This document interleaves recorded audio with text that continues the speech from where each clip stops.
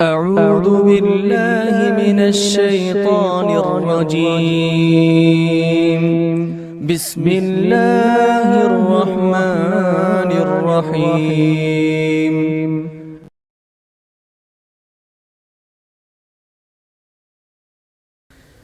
إن الحمد لله نحمده ونستعينه ونستغفره ونعوذ بالله من شرور أنفسنا وسيئات أعمالنا. من يهده الله فلا مضل له ومن يضلل فلا هادي له. أشهد أن لا إله إلا الله وحده لا شريك له وأشهد أن محمدا عبده ورسوله. يا أيها الذين آمنوا اتقوا الله حق تقاته ولا تموتن إلا وأنتم مسلمون.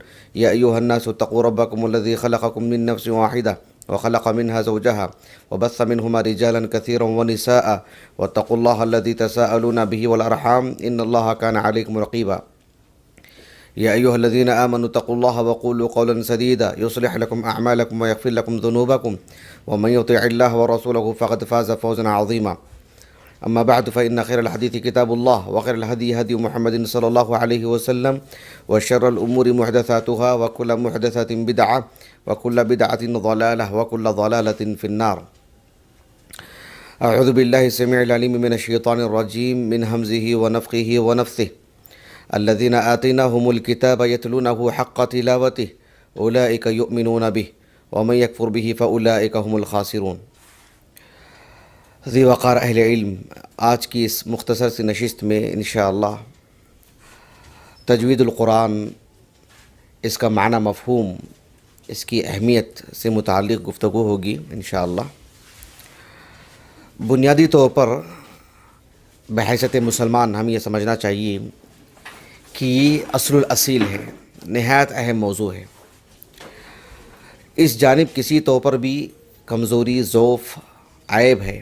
خصوصیت کے ساتھ ہم طلباء کے لیے، شرعی علم حاصل کرنے والے ہم طلباء کے لیے، امت مسلمہ کی نمائندگی کرنے والوں کے لیے واعظ و نصیحت، درس و تدریس، خطبات، اور اس اعتبار سے جو ہم دوران آیاتیں پڑھتے ہیں یا تلاوت کرتے ہیں، خصوصاً نمازیں پڑھاتے ہیں یا لوگوں کو ہم پڑھاتے ہیں قرآن، یہ مستوی کی میں بات کر رہا ہوں. ورنہ عام مسلمان کے لیے بھی یہ ضروری ہے کہ قرآن مجید کو بالکل ٹھیک ٹھاک پڑھے، درست پڑھے، صحیح انداز میں پڑھے. اللہ سبحانہ و تعالیٰ نے قرآن مجید جو ہم پر نازل کیا ہے، اب غور فرمائیے کہ اس کا جو تعامل، اس کا جو برتاؤ ہمارے ساتھ ہونا چاہیے. بنیادی طور پر جو استقراء کر کے زمانہ قدیم سے اہل علم جو بات بتاتے آ رہے ہیں وہ یہ کہ قرآن مجید کا جو تعلق ہمارے سے ہونا چاہیے وہ تین طرح سے بنیادی طور پر، ایک استقراء کر کے اور استیعاب کر کے بنیادی طور پر تین نکات میں باتیں بتائی جاتی ہیں. زمانہ قدیم سے اس کی اس بات کو کسی کی جانب احالہ نہیں کر سکتے، کسی کی جانب اشارہ نہیں کر سکتے. یہ بات عمومی بات ہے. ایک بنیادی بات یہ ہے کہ قرآن مجید کی تلاوت کی جائے، ایک اس کا حق ہے. اللہ سبحانہ و تعالیٰ نے قرآن مجید میں ایک جگہ پر سورۃ الفاتر میں بیان فرمایا، ان الذین یتلون کتاب اللہ واقاموا الصلاۃ وانفقوا مما رزقناهم سرا وعلانیہ یرجون تجارۃ لن تبور. ان الذین یتلون کتاب اللہ، ان الذین یتلون کتاب اللہ، اہل ایمان کی ایک بنیادی وصف اللہ سبحانہ و تعالیٰ نے یہاں پر بتائے ہیں. ان کا ایک بنیادی وصف ہے یہ کہ وہ قرآن مجید کی تلاوت کرتے رہتے ہیں.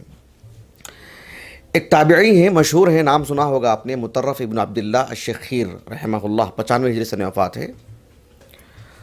وہ جب اس آیت کریمہ سے ان کا مرور ہوتا، پڑھتے کرتے تو کہتے تھے کہ جو هذه الآیۃ آیۃ القراءہ، وہ کہا کرتے تھے. یعنی یہ آیت کریمہ ان آیتوں میں سے ہے جو قرآن مجید کی تلاوت پر ابھارتی ہیں. یعنی قرآن مجید کا ایک حق ہے، ایک معاملہ ہے، ایک برتاؤ ہے ہمارا کہ قرآن مجید کے ساتھ ایک برتاؤ ایسا بھی ہونا چاہیے کہ بس پڑھا کریں، اس کی تلاوت ہوتی رہے، اس کی قرات ہوتی رہے. قرآن مجید کے ساتھ ایک معاملہ یہ ہونا چاہیے جو بہت ہی زیادہ اہم ہے، وہ یہ ہے کہ اس پر تدبر کیا جائے، غور و فکر کیا جائے. اس کے اصول ہیں، اس کے ضوابط ہیں، اور اہل علم کی روشنی میں وہ ہونا چاہیے. پھر دھیرے دھیرے آدمی میں وہ اتقان پیدا ہوتا ہے. اللہ سبحانہ و تعالیٰ نے سورۃ الصاد میں بیان فرمایا، ھذا کتاب انزلناہ الیک لیدبروا آیاتہ ولیتذکر اولو الالباب. لیدبروا آیاتی کہا اللہ رب العالمین نے. اب یہ ہم اس باریکی میں نہیں جائیں گے کہ یہاں پر تدبر کا کیا معنی ہے، کیا تفصیلات ہیں، وہ ہمارے موضوع سے خارج ہے. لیکن قرآن مجید کا ایک معاملہ ہے وہ، اور ایک تیسرا برتاؤ، تیسرا ایک معاملہ ہے جو اس کا لب لباب ہے اور اصل الاصیل ہے اور ما حصل ہے زندگی کا، خلاصہ ہے زندگی کا، وہ یہ ہے کہ اپنی طاقت کے بقدر اس پر عمل کیا جائے۔ تو ان تین جو رئیس بنیادی طور پر جو یعنی معاملات میں جو جو جو ایک حق رکھتا ہے، وہ ہے قرآن مجید کی تلاوت۔ یہی ہمارا موضوع ہے کہ اس کی تلاوت سے متعلق جو بنیادی طور پر جو باتیں ہیں وہ میں آپ کے سامنے رکھوں گا انشاءاللہ۔ آپ غور کر کے دیکھیے کہ نبی کریم صلی اللہ علیہ وسلم اس جو تجوید اللفظ کی اگر بات کرتے ہیں، تجوید القرآن کی بات کرتے ہیں، اس کی ایک میں تاریخی بات بتا رہا ہوں۔ رسول اللہ صلی اللہ علیہ وسلم، آپ مکے میں آپ کی ولادت ہوئی، آپ کو نبوت بھی وہیں پر ملی، آپ نے ایک عرصہ مکے میں رہے۔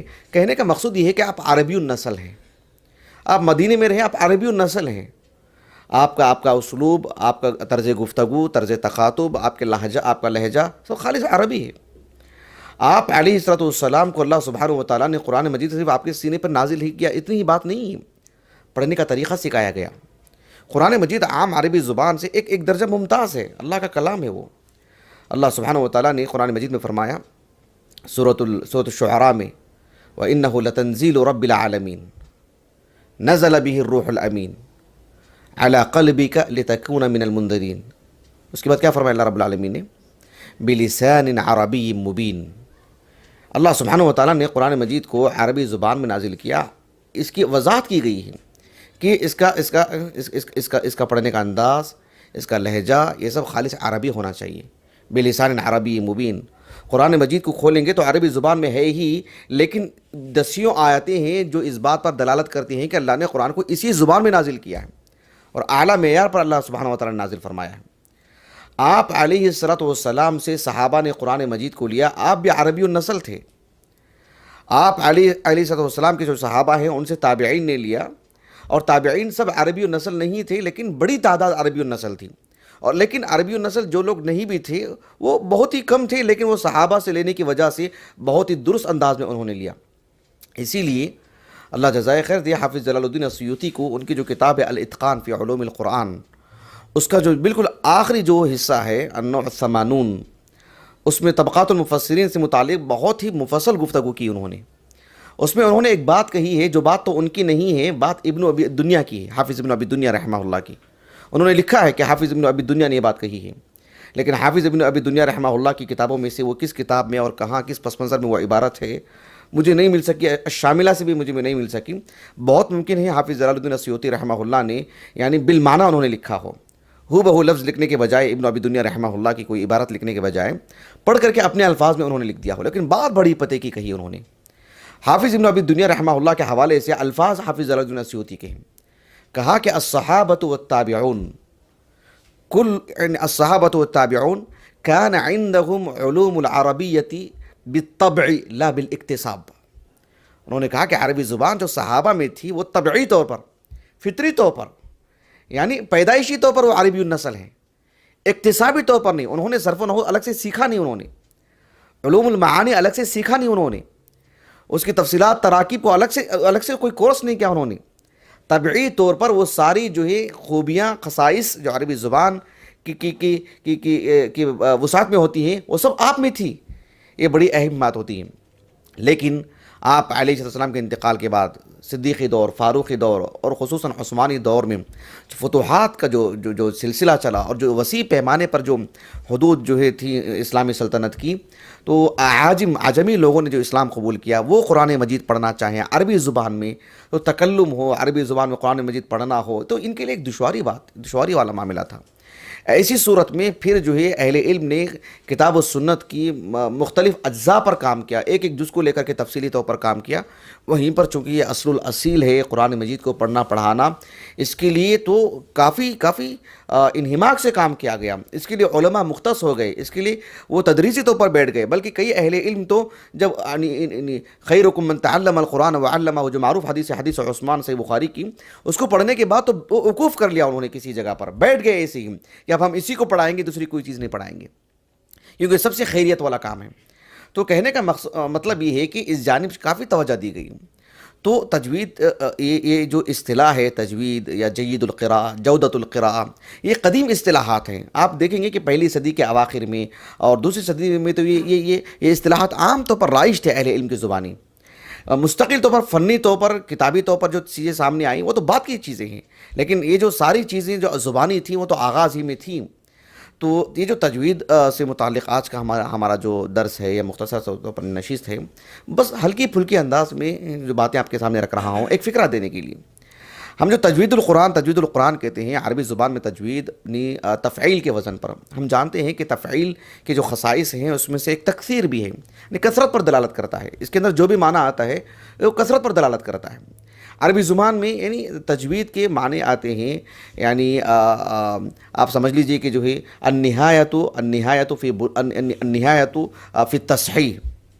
اہل علم کہتے ہیں کہ بنیادی طور پر اس کا جو معنی آتا ہے یعنی تصحیح میں کسی چیز کو عمدگی سے پیش کرنے میں، یعنی بالکل باریکی کے ساتھ تحسین ہو، ادائیگی ہو، حسن ادائیگی ہو، اس کی جو خوبیاں ہوتی کسی بھی چیز کو انجام دینے کے لیے، اتقان ہو، حسن ہو، باریکی ہو، اور جو ہے اس کی ساری چیزیں، سارے اجزاء اس کے اندر موجود ہو، کسی چیز کو انجام دیتے ہیں.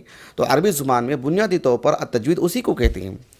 تو یہ تو تجوید کا معنی ہوا.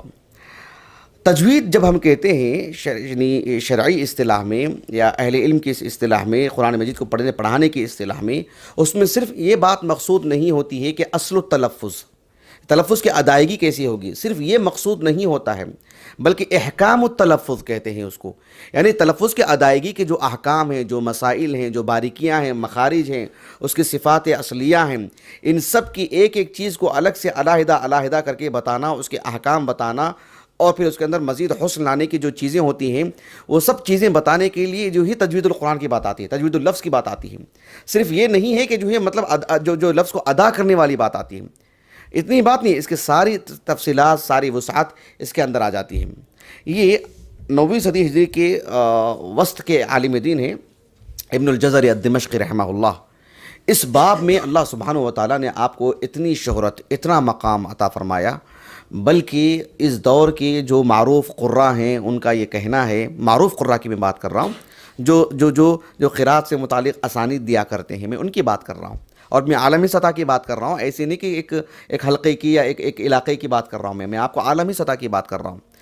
وہ یہ کہ جو ہے جو اسانید دیے جاتے ہیں، آج صحیح بخاری کی سند دی جاتی ہے، صحیح مسلم کی سند دی جاتی ہے، اس طرح کی جو احادیث کی فن حدیث سے متعلق اسانید دی جاتی ہیں، ویسی قراءت کے باب میں جو سند دی جاتی ہے، ابن الجزری الدمشقی رحمہ اللہ، یعنی یہ ایک ایسے عالم دین ہیں جو آج کی جتنی بھی اسانید ہیں آپ کی بات کے، وہ سارے اسانید آپ سے ہو کر ہی آگے جاتی ہیں. سبحان اللہ، اللہ سبحانہ و تعالیٰ نے یہ شرف عطا کیا ہے آپ کو.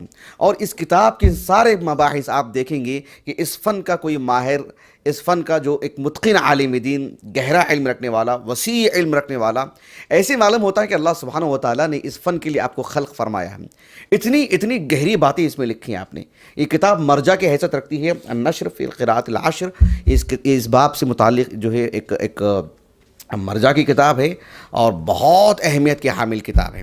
اس میں آپ نے سبحان اللہ یعنی بعض مسائل پر تو یہاں تک لکھا کہ جو ہے یہ تو میری صغر سینی کی لکھی ہوئی باتیں ہیں، یہ تو میری بالکل آغاز جب میرا تھا، یعنی میرے طالب علم کا اس دور کا لکھا ہوا ہے، یہ نوشتہ ہے. کبھی تو کہا کہ اس کے لیے تو میں نے 20 سال لگائے ہیں کہ کچھ موضوعات کے لیے آپ نے کہا ہے. تو پورا تجربہ آپ دیکھیں گے ان کی عبارتوں میں.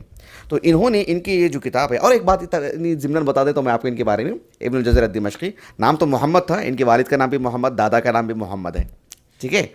تو یہ ابن الجزری الدمشقی ہیں، 833 ہجری سن وفات ہے. اور دلچسپ بات یہ ہے کہ اللہ کے فضل و کرم سے الحمدللہ اہل السنہ کے علماء میں سے ہیں، سلفی عالم دین ہیں.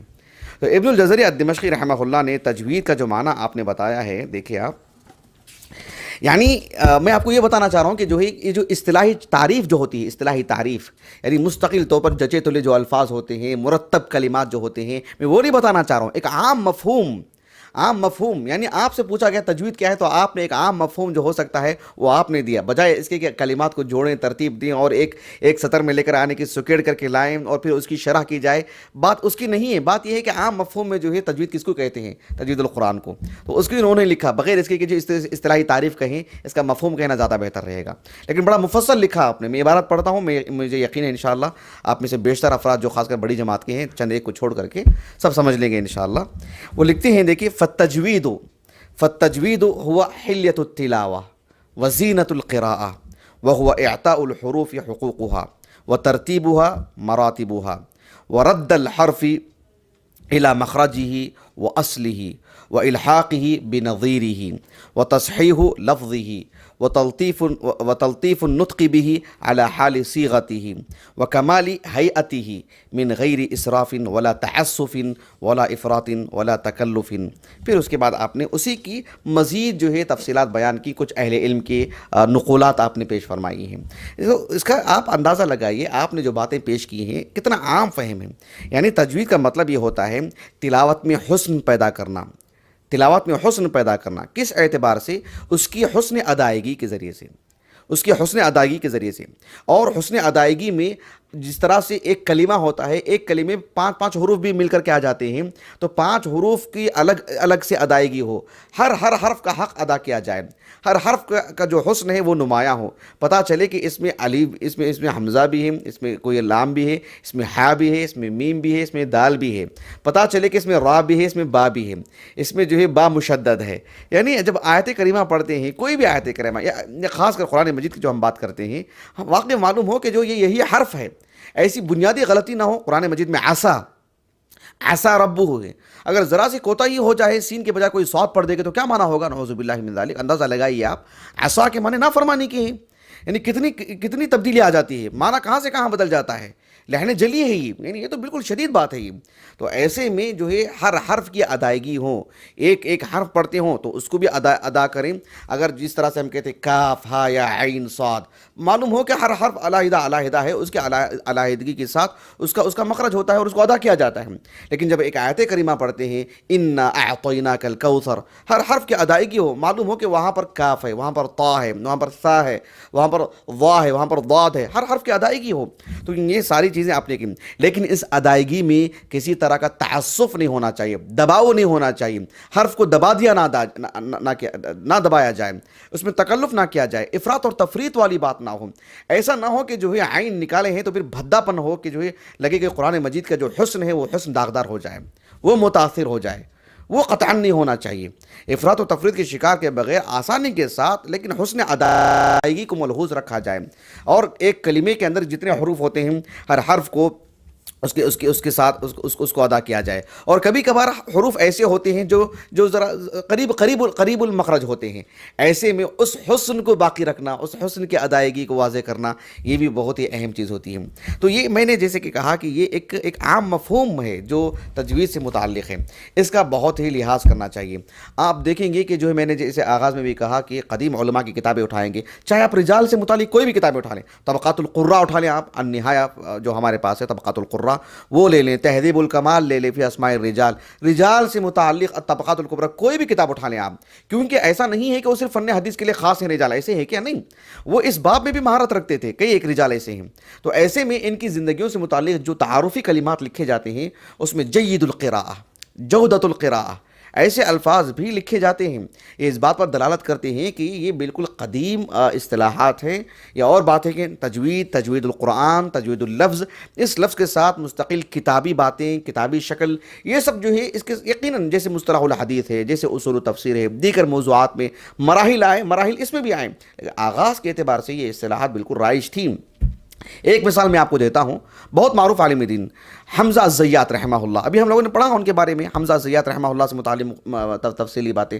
حمزہ الزیات رحمہ اللہ معروف قراء میں سے ہیں. انہوں نے کہا کہ جو ہی یعنی تعلمنا جودۃ القراءہ عند ابن ابی لیلہ. محمد بن عبد الرحمن ابن ابی لیلہ رحمہ اللہ معروف عالم دین ہے، 148 سنہ وفات ہجری ہے ان کا. تو ان کی جو تلمید حمزہ الزیات 156 ہجری سنہ وفات ہے آپ کا. تو یہ مطلب جو لفظ استعمال فرما رہے ہیں وہ قابل غور ہے، جو مجھے بتانا ہے وہ قابل غور ہے. اور حمزہ الزیات معروف قراء میں سے ہیں. امام اعمش رحمہ اللہ وغیرہ تو جو ہے ان کے طرز قرات پر اعتراض کرتے تھے، لیکن اس کے باوجود بھی معروف قراء ہی میں آپ کا شمار ہوتا ہے، اور جو ہے ایک وزن ہے آپ کی گفتگو کا. تو یہ جو لفظ استعمال کر رہے ہیں کہ تعلمنا جودت القراء، جودت القراء، جودت القراء کہیں، تجوید القرآن کہیں، یہ قریب المعنی ہے، بس تعبیر الگ ہے، بس کلمات الگ ہیں، معنی مفہوم بالضبط وہی ہے جب ہم کہتے ہیں تجوید القرآن. یہ بڑی اہم چیز ہے. اس بات کو رکھ کر کے ایک بنیادی بات میں آپ سے کہنا چاہتا ہوں، وہ یہ کہ اللہ کا عظیم احسان ہے، ہم ہندوستان میں رہتے ہیں، بھلے ہی یہ غیر مسلم آبادی یہاں پر زیادہ ہے، مسلمانوں کی آبادی کم ہے، لیکن کروڑوں کی تعداد میں مسجدیں ہیں ہمارے ہندوستان میں. ہم یقین سے کہہ سکتے ہیں کہ شاید ہی کوئی مسجد ہو جہاں مکتب نہ چلتا ہو، جہاں بچوں کو تجوید سے قرآن نہ پڑھایا جاتا ہو. یہ بڑی سعادت ہے، اس ملک میں رہتے ہوئے بھی اللہ سبحانہ و تعالیٰ نے اس سے ہمیں جوڑ کے رکھا ہے. اور میں اپنے طور پر بڑے یقین سے کہتا ہوں کہ جتنے لوگ بھی ہیں اس ہندوستان کے اندر، جتنے بھی مرد ہیں، ہم پورے ملک کی دنیا سے متعلق تو بات آسانی سے نہیں کر سکتے، لیکن حسن ظن ہے پوری دنیا کے مسلمانوں پر بھی، لیکن ہندوستان سے جو متعلق جو ہم دیکھتے آ رہے ہیں، بر صغیر سے بھی اگر بات کرتے ہیں، جتنے بھی مسلمان ہیں جو بھی بڑی عمر کے ہیں، وہ مکتب ہی سے نکل کے آئے ہیں. بھلے ہی وہ آگے جا کر کے کچھ مدرسے میں نہ پڑھے ہوں، تفصیلی تعلیم نہ پڑھے ہوں، لیکن مکتب بنیادی حصہ رہا ہے ان کی زندگی کا. وہ کسی بھی میدان میں چلے گئے ہوں، کسی بھی میدان میں، بہت دور بھی چلے گئے ہوں، آپ اندازہ لگا لیں، لیکن اس مکتب سے ان کا کسی گونا تعلق رہا ہی الحمدللہ. تو یہ بنیادی بات ہے کہ ہم اس تعلق سے توجہ دلائیں اور ترغیب دلائیں اور اس کی اہمیت بتائیں کہ یہ جس طرح سے شرعی علم کسی بھی باب میں ہو جو استاذ سے لینے کی بات آتی ہے، یہ موضوع بھی خصوصیت کے ساتھ استاذ ہی سے لینا چاہیے. بنیادی طور پر اس میں کوتاہی نہیں ہونی چاہیے. کسی مسلمان کے لیے کوئی وسیلہ ہی نہیں ہے. وہ ایک فرد کی بات ہو سکتی ہے، وہ ایک اصول اور قاعدہ متحدہ نہیں ہے، وہ ایک فرد کی بات ہو سکتی ہے، استثنائی صورت ہے. اس کے پاس کوئی آپشن نہیں ہے، کوئی پڑھانے والا نہیں ہے، وہ کوئی کیسٹ اور CD ڈال کر کے یا یوٹیوب کے ذریعے سے سیکھ رہا ہے. دور حاضر کا اگر میں بات کروں تو ایک وجہ ہے اس کے لیے، یقیناً اس میں کوئی دو رائے نہیں کہ وہ اس آپشن کو بھی چھوڑ دے، لیکن جہاں تک ہو سکے استاذ ہی کے سامنے بیٹھ کر سیکھنا چاہیے. اللہ تعالیٰ نے سورۃ النمل میں بیان فرمایا وَإِنَّكَ لَتُلَقَّى الْقُرْآنَ مِن لَدُنْ حَكِيمٍ عَلِيمٍ. اللہ تعالیٰ سے سبحان اللہ سبحانہ و تعالیٰ سے قرآن لینے کی جو بات رب العالمین فرما رہا ہے، اللہ سے قرآن لینے کی بات، کیا معنی ہے اس کا؟ یعنی اللہ سبحانہ و تعالیٰ نے پڑھنا سکھایا آپ کو. إِنَّ عَلَيْنَا جَمْعَهُ وَقُرْآنَهُ فَإِذَا قَرَأْنَاهُ فَاتَّبِعْ قُرْآنَهُ. یعنی طرز بتایا گیا، تعلیم دی گئی کیسے پڑھنا چاہیے. اللہ کے رسول صلی اللہ علیہ وسلم کوئی چھوٹی عمر کے تو نہیں تھے، 40 سال کے عربی زبان کے ماہرین میں سے آپ، فصیح اللسان آپ، افصح اللسان آپ نبوت سے پہلے بھی، لیکن آپ علیہ السلام کو قرآن مجید کی جو تعلیم دی جا رہی ہے، اس سلسلے میں آپ کو اس جانب توجہ دلائی جا رہی کہ پہلے سنیں لیں کہ جیسے پڑھایا جا رہا ہے. لا تعجل بالقرآن من قبل ان يقضى الیک وحیہ وقل رب زدنی علما. آپ علیہ السلام کو طرز دیا گیا، یہ طریقہ بتایا گیا کہ آپ براہ راست لینے کی کوشش کریں، ہو بہو لینے کی کوشش کریں، اور آپ علیہ السلام کو اس کی ترغیب دلائے گئے. یہ بڑی اہم چیز ہے، اس میں کسی طور پر بھی چوک نہیں ہونی چاہیے. اور یہاں پر صرف اتنی سی بات نہیں ہے کہ استاذ کا انتخاب ہو، استاذ کے انتخاب کے ساتھ ساتھ اس میدان کے ماہرین کا انتخاب ہو. کس استاذ سے پڑھایا جا رہا ہے؟ ایسا نہیں ہے کہ وہاں بھی ایک مکتب چل رہا ہے، وہ طالب علم بھی کسی کے پاس پڑھ لے رہا ہے. ان کا اتقان کتنا ہے اس میں، وہ کتنے ماہر ہیں اس میں، ان کا نطق کتنا واضح ہے، کتنی ادائیگی ان میں ہے، ان کو کس نے شہادت دی ہے، کس نے ان کے تعلق سے توثیقی کلمات کہی ہیں کہ یہ قرآن مجید بہتر پڑھا سکتے ہیں. ورنہ بحیثیت ایک معلم رہے گا، وہ جیسے پڑھائے گا ویسے پڑھ کے نکلے گا. وہ اس میں کوتاہی نہیں ہونی چاہیے. آپ علیہ الصلوۃ والسلام نے جو ہمیں قرآن مجید امت کو جو عطا فرمائے ہیں، بنیادی طور پر دو شکلیں ہیں اس کی. ایک مکتوب شکل میں آپ علیہ السلام پر جیسے آیتیں نازل ہوتی آپ املا کروا دیا کرتے تھے، لکھا دیا کرتے تھے. ساتھ میں آپ علیہ السلام منطوق یعنی پڑھ کر کے منطوق یعنی صوت کے ذریعے سے، آواز کے ذریعے سے پڑھ کر کے سنائے آپ نے. آپ اندازہ لگائیے مسند احمد کی حدیث عبداللہ بن مسعود رضی اللہ عنہ سے جب یعنی مقدام ابن معطی کرب رضی اللہ عنہ نے سورۃ النمل پڑھنے کو کہا تو کہا کہ یہ سورہ میں اللہ کے رسول سے نہیں سیکھا ہوں صلی اللہ علیہ وسلم. کتنی بڑی بات ہے، یعنی میں نے اللہ کے رسول سے جو صورتیں سیکھی ان میں سے یہ صورت نہیں ہے، یعنی براہ راست میں نے یہ صورت رسول اللہ سے نہیں سیکھا ہے صلی اللہ علیہ وسلم. یعنی اتنی باریکی، آپ عربی النسل ہیں، رسول اللہ کی صحبت ہے. اتنی صورتیں اللہ کے رسول سے براہ راست سیکھی ہیں, اسی پر یہ صورت نہیں پڑھ سکتے تھے. لیکن دیکھیے سبحان اللہ, باریکی کا لحاظ رکھا آپ نے کہ جو صورت رسول اللہ سے آپ نے سیکھی ہیں اس کو ایک اعتبار سے پیش کیا کرتے تھے کہ تو میں نے رسول اللہ سے سیکھی ہیں صلی اللہ علیہ وسلم. آپ علیہ الصلوۃ والسلام کے صحابہ کی کتنی بڑی تعداد ہے. ابو بکر, عمر, عثمان, علی وغیرہ نہیں تھے رضی اللہ عنہ اجمعین, لیکن آپ علیہ الصلوۃ والسلام نے یعنی ہر معاملے میں کوئی نہ کوئی کسی کے لیے خاص فضیلت ہے جزوی طور پر. آپ علیہ الصلوۃ والسلام نے فرمایا, جو صحیح بخاری متفق علیہ حدیث ہے, صحیح بخاری کی کتاب فضائل القرآن اور بھی متعدد مقامات پر لائے امام بخاری رحمہ اللہ نے, لیکن کتاب فضائل القرآن میں امام بخاری نے اس حدیث کو لا کر کے جو باب قائم کیا ہے کہ باب القراء من اصحاب النبی صلی اللہ علیہ وسلم. حالانکہ حدیث اور مقامات پر بھی ہے, صحیح مسلم میں بھی ہے کتاب فضائل الصحابہ میں. تو عبداللہ بن عمرو بن عاص رضی اللہ عنہما کہتے ہیں کہ جب سے میں نے اس حدیث کو سنا ہے, جو عبداللہ بن مسعود کا ذکر آیا تھا وہاں پر, عبداللہ بن مسعود کا ایک معاملہ آیا تھا, تو کہا کہ جو ہے کیونکہ وہ مصر چلے گئے تھے, مطلب جب فتح ہوا ان کے والد کے ساتھ, تو ایک ذکر آیا تھا عبداللہ بن مسعود کا رضی اللہ عنہ, تو کہا کہ لا ازال احبہ سمعت النبی صلی اللہ علیہ وسلم یقول, یعنی عبداللہ بن مسعود کی بات آ رہی, میں تو ان سے اس وقت سے برابر محبت کر رہا ہوں عبداللہ بن مسعود سے جس دن سے میں نے رسول اللہ کو یہ کہتے ہوئے سنا ہے صلی اللہ علیہ وسلم. کہا کہ خذوا القرآن من اربعۃ, آپ نے من اربعۃ کہا, کتنی بڑی بات ہے, اندازہ لگائیے آپ. 4 لوگوں سے قرآن سنیے, ان سے قرآن سیکھیے, یعنی ان سے تعلیم لیجیے, ان سے سیکھیے, یہ معنی ہے. من عبداللہ بن مسعود وسالم ومعاذ بن جبل وابی بن کعب رضی اللہ عنہ اجمعین. آپ علیہ الصلوۃ والسلام نے ان کے نام لیے, 5واں نہیں ہے لیکن اہمیت بتا رہا ہوں میں آپ کو. آپ علیہ الصلوۃ والسلام نے ابی بن کعب کو قرآن پڑھ کر کے سنائے, عبداللہ بن مسعود کو پڑھنے کے لیے کہا آپ صلی اللہ علیہ وسلم نے, یعنی ان کو تعلیم دی, سکھایا, ان کو باریکیاں کہیں بتائیں آپ صلی اللہ علیہ وسلم نے.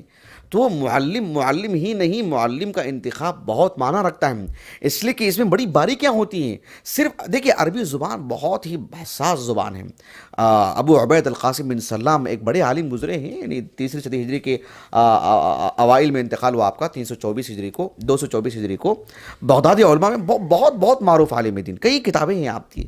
فضائل القرآن میں آپ کی کتابیں مطبوع میرے پاس نہیں, لیکن شاملہ میں ہے, اور مطبوع نسخہ بالکل جو ہے موافق ہے جو بازار میں ملتا ہے.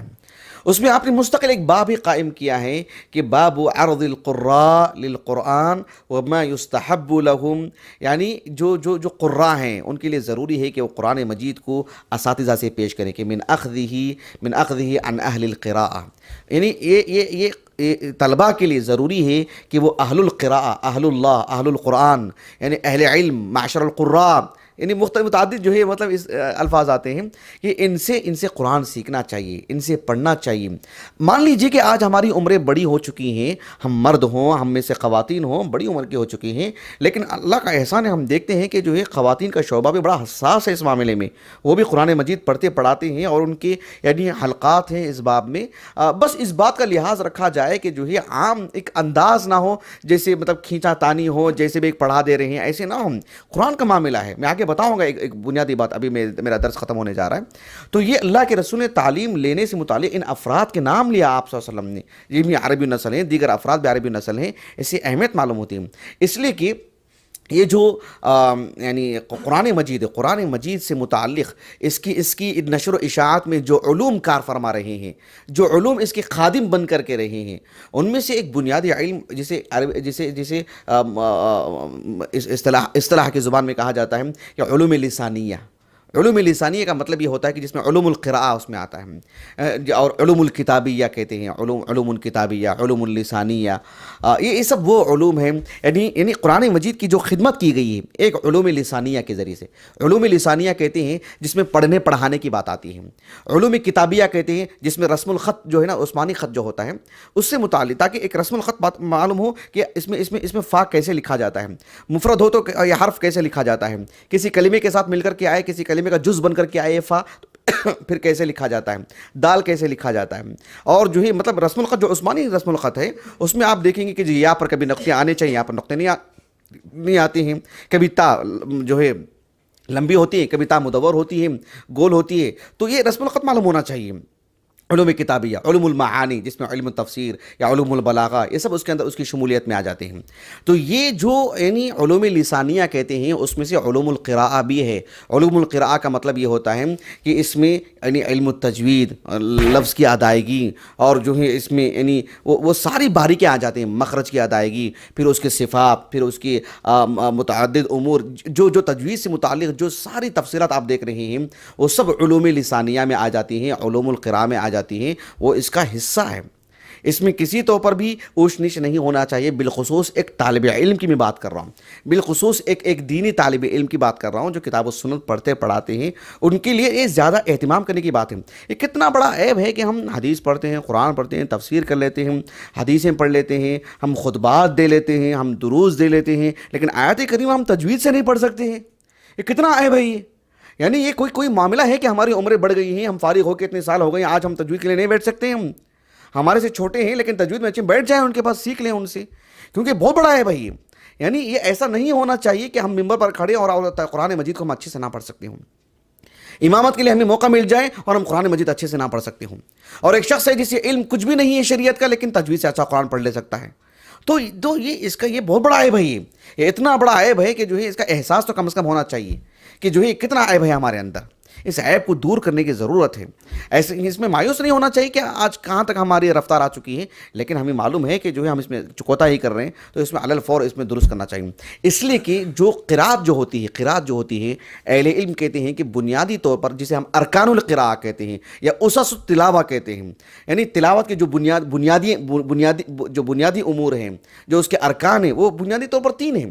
ایک ہے کہ اس کا جو لہجہ عربی ہونا چاہیے، لہجہ عربی ہونا چاہیے، یعنی بھلے ہی وہ عربی النسل ہو، کوئی ریاض میں اس کی ولادت ہوئی ہو، کسی کی ولادت بنگلور میں ہوئی ہو، یہاں پر کسی کی ولادت چین اور جو ہے کسی اور علاقے میں ہوئی ہو، یقیناً لب و لہجے میں، اسلوب میں ذرا سی اونچ نیچ رہتی ہی ہیں۔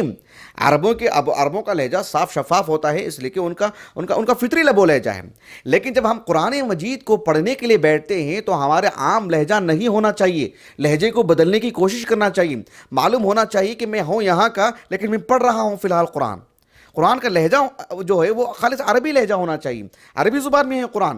ایسا نہ ہو کہ جو ہے مطلب ایسے پڑھا جائے کہ جو ہے مطلب کوئی اردو پڑھ رہا ہے یا کچھ اور زبان پڑھ رہے ہیں، نہیں، معلوم ہو کہ عربی زبان پڑھی جا رہی ہے۔ ہم تقریر کرتے رہتے ہیں، اچانک آیت کریمہ پڑھتے ہیں تو معلوم ہو کہ اللہ کا کلام ہے، یہ قرآن مجید پڑھ رہے ہیں۔ تو یہ فرق تو بالکل ملحوظ رکھنا چاہیے، نمبر 1۔ نمبر 2 یہ ہے کہ اس میں جو عثمانی رسم الخط ہے اس کا لحاظ ہونا چاہیے، یعنی مصحف کھولیں تو ہمیں عثمانی رسم الخط کا فرق واضح ہو۔ جب ہم لکھتے ہیں اپنے خط سے جو لکھتے ہیں وہ لکھتے ہیں، لیکن عثمانی رسم الخط میں جہاں کچھ کہیں فرق ہوتا ہے اس کا معلوم ہونا چاہیے۔ دیکھیں میں کیا کہنا چاہ رہا ہوں میں آپ کو کہ یہ سب پر تھوپنے والی بات نہیں، لیکن کم از کم میں اور آپ ایک طالب علم ہیں، ہمارے لیے چوک نہیں ہونی چاہیے۔ ہم کو صبر کے ساتھ ان سب چیزوں میں ذرا سا وقت نکالیں گے تو اس میں اچھی پکڑ آ جاتی ہے۔ تو یہ دوسری چیز ہے کہ ایک جو ہے رسم الخط ہو، اور ایک جو ہے یعنی کیا کہا پہلے میں نے، لہجہ عربی ہونا چاہیے، اور تیسرا یہ ہے کہ جو قرات ہم پڑھ رہے ہیں، یہ اور بات ہے کہ عالمی سطح پر حرمین وغیرہ میں اور عالمی سطح پر جو مصحف میں وہ قرات حفص بن سلیمان البزاز جو ہے قرات حفص عن عاصم بن ابی نجود، وہی وہ جو قرات ہے، تو اس کا بھی لحاظ ہونا چاہیے کہ جو قرات پڑھی جا رہی ہے وہ مستند ہو۔ ہاں کوئی تعلیم کی حد تک کوئی اور قرات بھی پڑھتا ہے تو اس کی استنادی حیثیت معلوم ہونی چاہیے۔ زید بن ثابت علماء صحابہ میں بہت بڑا مقام رکھنے والے صحابی ہیں۔ زید بن ثابت رضی اللہ عنہ کہتے ہیں القراءۃ سنۃ متبعۃ، سنن سعید بن منصور میں الفاظ ہیں ان کے، القراءۃ سنۃ متبعۃ، سبحان اللہ، ایسا الہامی جملہ لگ رہا ہے، القراءۃ سنۃ متبعہ۔ تو اس کا یقیناً جو ہے بہت لحاظ کرنا چاہیے۔ اس موضوع سے متعلق یعنی جو آخری بات جو کہنا چاہ رہا ہوں میں آپ سے میرے اس درس سے متعلق، وہ یہ ہے کہ جو ہے جب ہم قرآن مجید پڑھتے ہیں تو اس میں جو حسن آنا ہے، جہاں تک ہو سکے افراط و تفریط کے شکار ہوئے بغیر، یعنی حسن بہتر سے بہتر لائیں، حسن ادائیگی کو ملحوظ رکھیں، اور ہم اس کے مسائل جانیں، حروف کی ادائیگی سے متعلق، جو مخارج سے متعلق، جو صفات سے متعلق جو کچھ بھی باریکیاں ہوتے ہیں معلوم رکھیں، جانکاری رکھیں، تاکہ بر وقت ہم کسی کی رہنمائی کر سکیں، سکھا سکیں، دے سکیں۔ کوئی معلم ہی صحیح پڑھا رہے ہوں، اس میں ان کو 19-20 کا فرق ہو جا رہا ہے تو آپ ان کو تنبیہ کر سکیں، اتنا تو ایک عالم دین کے اندر درک ہونا چاہیے۔ لیکن جو لحن والی جو بات ہوتی ہے، عربی زبان میں اللحن کہتے ہیں، یعنی القطع، اگر بنیادی طور پر بات کرنا چاہیں تو، اس کو معنی جاننا چاہیں تو، یعنی اس کو عربی زبان میں المیل کہتے ہیں، مطلب جو المیل عن التصویب، المیل عن الصواب، یعنی درست راستے سے ہٹ جانا، الخطا، چوک ہو جانا، غلطی کر جانا۔ یہ جو لحن ہے یہ جو ہے اگر کسی سے ہو جاتی ہے تو اس کا حکم کیا ہے، یہ ایک مان لیں، ایک جان لیں، یہ بہت بہتر رہے گا۔ آخری بات وہ یہ ہے کہ جب ہم قرآن مجید کی پڑھنے کی بات کرتے ہیں، تجوید کی رعایت کی بات کرتے ہیں، مخارج کی بات کرتے ہیں، بنیادی طور پر یہ ایک عالم دین کو اس کا حکم جان لینا چاہیے۔ اس میں بڑی تفصیل ہے، اہل علم نے بڑی تفصیلات بتائے ہیں۔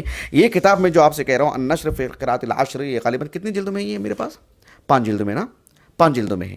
بہت مفید کتاب، بہت مفید کتاب، یعنی احاطہ کر لیا ہے آپ نے، اور اس فن کے ماہرین میں سے ایک ہیں ماشاءاللہ، 8ویں 9ویں صدی ہجری کے وسط کے علماء میں سے ہیں۔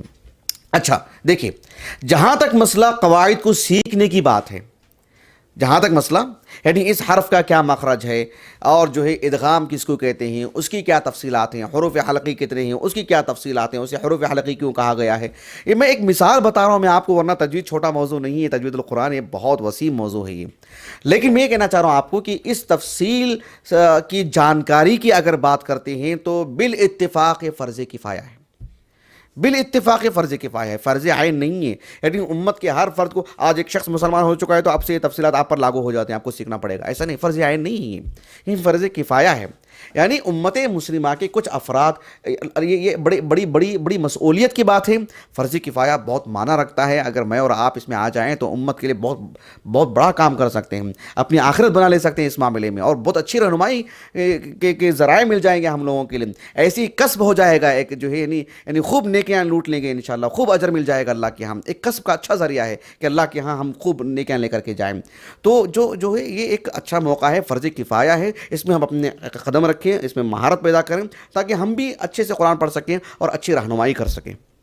کسب سے مراد دنیاوی مال و متاع نہیں ہے، اس کو اپنے دلوں سے نکالنا چاہیے۔ کسب سے مراد ہمارے اپنی نیکیوں کی میں بات کر رہا ہوں، اس لیے کہ بات ریکارڈ ہو رہی ہے، کسی کو دھوکہ ہو سکتا ہے، آپ لوگوں کو نہیں ہوگا انشاءاللہ۔ یہ تو ایک بات ہو گئی، یعنی یہ جہاں تک تفصیلی طور پر پڑھنے کی بات ہے، جانکاری کی بات ہے، تو فرض کفایہ ہے۔ لیکن اگر تطبیق کی بات کرتے ہیں، عملی صورت کی اگر بات کرتے ہیں، قرآن کھول کر کے، مصحف کھول کر کے پڑھنے کی جب بات کرتے ہیں تو اس میں معلوم ہو کہ یہاں غنہ کرنا چاہیے، یہاں اخفا کرنا چاہیے، تو پھر یہ اس کا کیا حکم ہوگا؟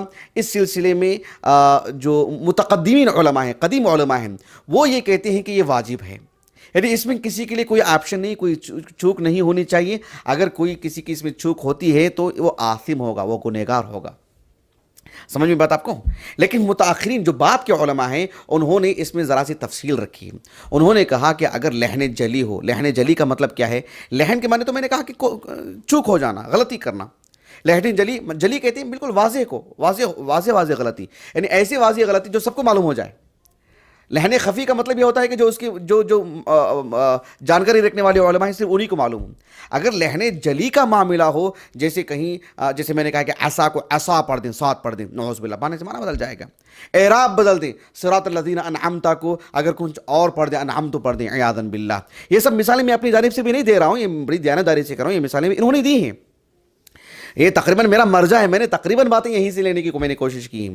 تو اگر کوئی اعراب بدل دیتا ہے، جہاں پورا کا پورا معنی بدل جاتا ہے، تو پھر تو وہ آثم ہوگا، اس کو سیکھنا چاہیے اس کو۔ ہاں اگر جو ہے یعنی لحن خفی ہو، لحن خفی سے دونوں چیزیں ہیں، یعنی مطلب لحن خفی سے مراد یہ کہ یعنی وہ ادغام نہیں کر پاتا ہے صحیح سے، اخفا نہیں کر پا رہا ہے، بات واضح ہو گیا آپ کو؟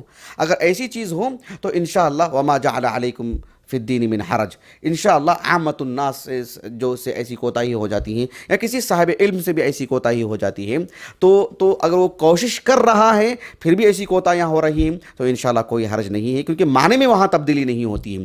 لیکن لحن جلی ہو، معنی میں تبدیلی ہوتی ہو، پھر تو وہ آثم ہوگا۔ لحن خفی ہو، معنی میں تبدیلی نہیں ہو رہی، جیسے میں نے کہا کہ جو اخفا وغیرہ نہیں کر پا رہی ہیں، جیسے کوئی کہہ دے یعنی وَأَمَّا السَّائِلَ فَلَا تَنْهَرْ، ایسی کسی نے پڑھ دی ہے مثلا، تو معنی میں تو تبدیلی نہیں ہو رہی ہے، لیکن وہاں پر جو ہے ان کو غنہ نہیں کرنا چاہیے تھا۔ تو ایسی صورت میں جو ہے وہ یعنی مواخذہ والی بات، آثم ہونے والی بات، گنہگار ہونے والی بات وہ تو نہیں ہوگی، لیکن اس طرح کے لوگوں کو امامت کا حصہ نہیں دینا چاہیے، امامت کے طور پر نہیں کھڑا کرنا چاہیے۔ ایسے لوگوں کو مجلس میں قرآن پڑھنے کا کبھی موقع مل جائے تو نہیں آگے بڑھانا جانا چاہیے، اس لیے کہ قرآن مجید کا جو حسن ہے وہ متاثر ہوگا، اور قرآن مجید کو پڑھنے پڑھانے کے سے متعلق جو سنجیدگی آنی چاہیے وہ متاثر ہوگی، اور پھر اس طرح کے لوگوں کی ہمت افزائی میں ہوگی، حوصلہ ملے گا اس طرح کے لوگوں کو۔ یہ سب نہیں ہونا چاہیے۔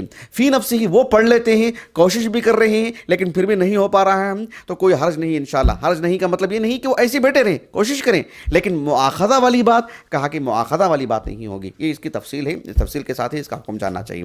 اللہ سبحانہ وتعالیٰ سے دعا ہے کہ اللہ سبحانہ وتعالیٰ اس کا آخری کلام، معزز کلام، محترم کلام قرآن مجید کو جس طرح سے رسول اللہ نے صلی اللہ علیہ وسلم صحابہ کو سکھائے، صحابہ نے تابعین کو سکھایا، اللہ سبحانہ وتعالی ہمیں محنت کر کے اسی طرح حسن کے ساتھ پڑھنے کی اللہ ہمیں سعادت نصیب فرمائے، اہل القرآن میں سے اللہ تعالی ہمیں بنائے۔ سبحانک اللہم و بحمدک، اشہد ان لا الہ الا انت، استغفرک و اتوب الیک۔